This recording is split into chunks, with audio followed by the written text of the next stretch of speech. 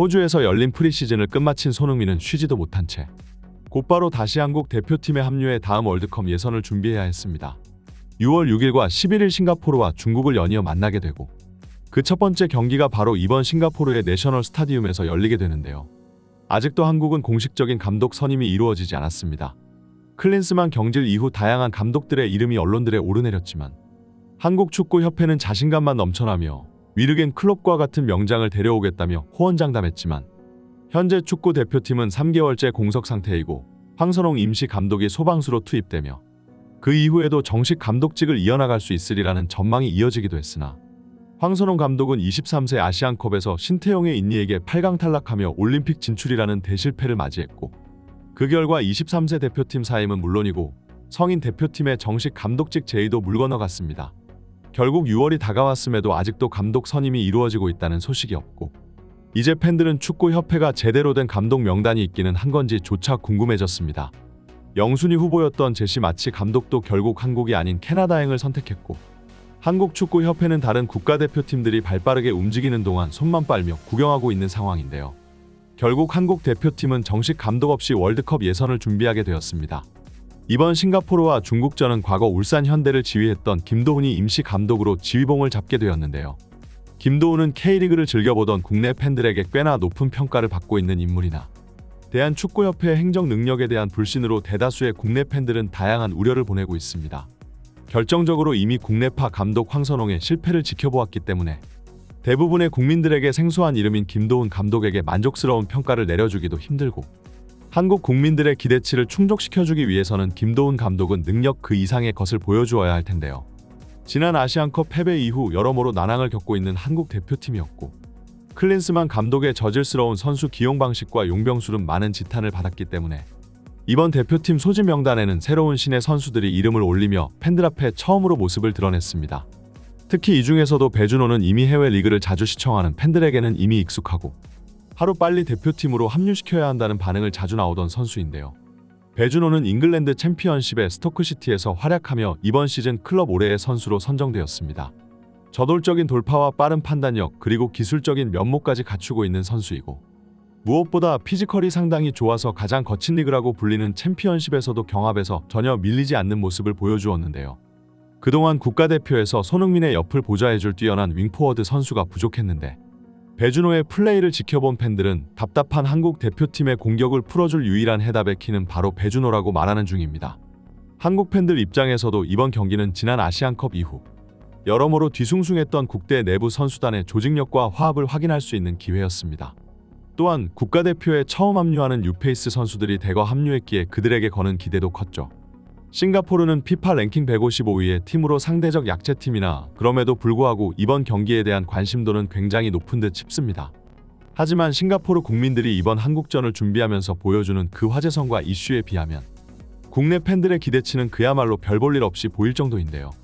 동남아 지역은 여러모로 한류의 영향을 굉장히 많이 받고 있습니다. 노래부터 드라마, 예능까지 한국 문화에 대한 관심이 엄청난 곳이죠. 특히 동남아 지역에서 K-팝의 열풍은 말해봤자 입만 아플 정도인데요. 그런 그들이 축구 그리고 세계적인 스포츠 스타 손흥민의 열렬한 팬인 것은 어찌 보면 당연할 겁니다. 사실 손흥민은 특정 지역에 국한되지 않고 전 세계적으로 인기를 누리고 있기 때문에 그 어디를 가든 현지 언론과 기자들, 수만 명의 팬들이 따라붙으면서 인산인해를 이루고는 하는데요. 최근 프리시즌을 위해 방문한 호주에서도 손흥민의 인기를 새삼스레 한 번 더 느낄 수 있었죠.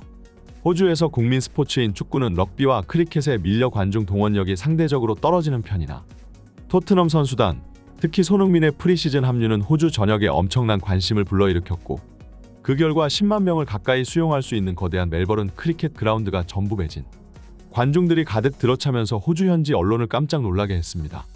정규 시즌도 월드컵 경기도 아닌 고작해야 친선전에서 이 정도의 화제성을 만들어내는 것은 오직 손흥민 효과 덕분인 것인데요.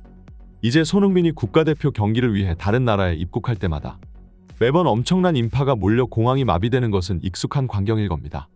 예전 태국 공항에 들어설 때도 거의 10만 명에 가까운 인파가 몰려 국가대표 선수들이 당황한 적이 있었는데 이번 한국 대표팀을 환영하는 싱가포르 팬들도 규모도 그보다 더하면 더했지 전혀 못할 것이 없을 정도였는데요.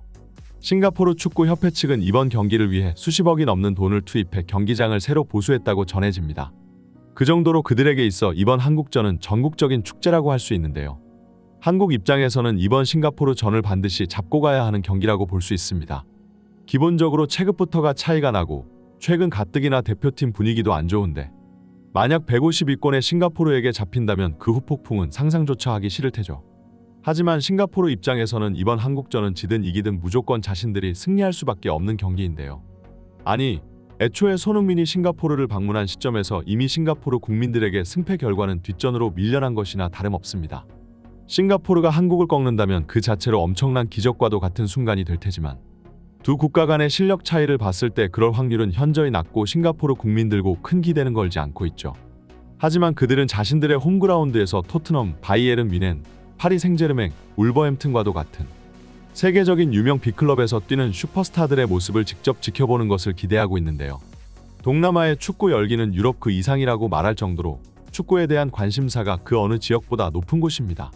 그렇기에 매년 여름 유럽 빅클럽들을 초청하여 프리시즌 행사를 자주 열기도 하죠.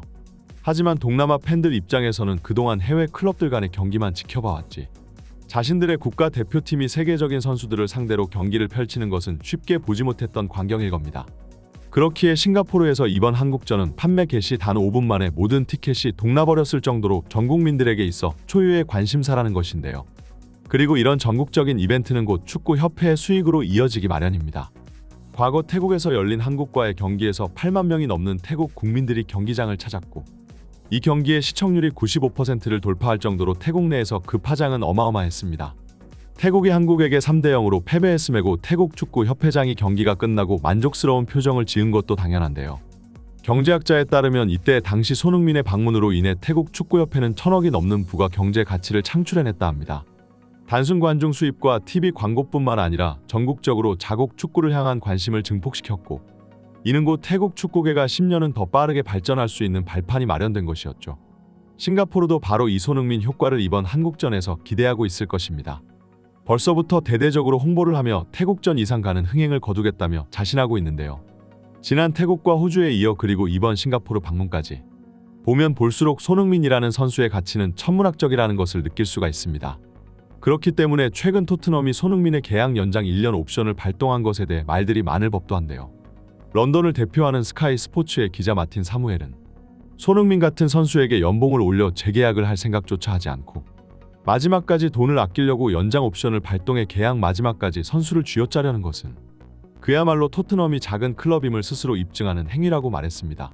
실제로 세계적인 스타 플레이어들은 계약 종료 2-3년 전에 연봉을 올려 구단과 추가 재계약을 맺고는 합니다. 구단은 주급 인상으로서 그동안 팀에 헌신해온 선수를 우대해줌과 동시에 핵심 플레이어를 팀에 더 오랫동안 붙잡아 둘 수 있고 선수는 앞으로도 계속해서 구단에 충성을 맹세하는 것이죠. 하지만 토트넘은 아직까지도 손흥민을 고작 19만 파운드로 부려먹으며 주급 인상조차 고려하지 않고 있는데요. 아마 토트넘의 레비 회장은 핵심 에이스를 향한 돈까지 아껴가면서 자신이 구단 경영을 위해 바람직한 행동을 하고 있다 착각하고 있을지도 모르겠습니다. 그러나 레전드를 향한 존중이 부족한 구단은 필연적으로 실패할 수밖에 없기 마련인데요. 최고 레전드조차 제대로 된 대접을 받지 못하는데 앞으로 그 누가 토트넘과 계약하려 들까요? 클럽과 국가대표 양쪽 모두에서 팀을 이끌며 마땅히 받아야 할 것을 받지 못하고 있는 손흥민의 상황이 안타깝기만 합니다. 다음 시즌에는 무언가 좀 달라질 수 있을까요? 손흥민을 만족시켜줄 수 있는 것은 오직 트로피뿐일 겁니다. 이번 영상은 여기까지입니다. 구독과 좋아요는 사랑입니다. 감사합니다.